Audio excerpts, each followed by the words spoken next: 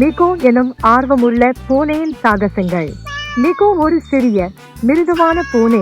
அது தனது உரிமையாளர் திரு பிரவோன் அவர்களுடன் வசிக்கும் ஒரு வசதியான வீட்டில் வாழ்ந்து வந்தது.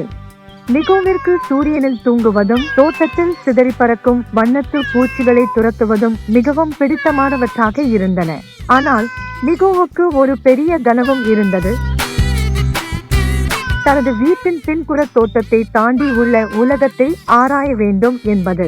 ஒரு பரவசமான காலை நிகோ ஒரு வண்ணத்து பூச்சி வழக்கத்தை விட அதிகமாகவும் தூரமாகவும் பறக்க காண்பித்தது. அதற்கு பின்தொடர வேண்டும் என்று முடிவு செய்து முதல் முறையாக தோட்ட கோணலின் மீது குதிவிட்டது.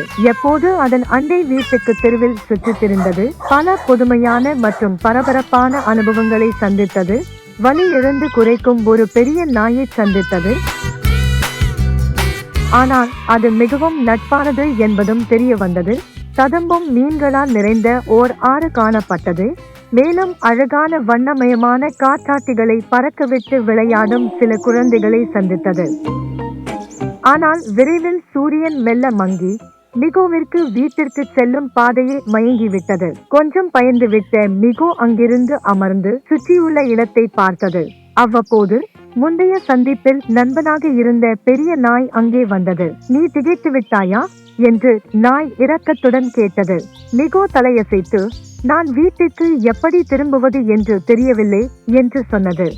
நாய் புன்னகைத்துக் கொண்டு, கவலைப்படாதே, நான் உனக்கு தேடித் தருவேன் என்றது. அந்த நாயின் உதவியுடன் மற்றும் தனது உறுதியான மனப்பான்மையுடன் நிகோ அதன் முந்தைய தடங்களை மீண்டும் தடமறிந்து கடந்து இறுதியில் திரு பிரவோன் அவர்களின் வீட்டை அடைந்தது.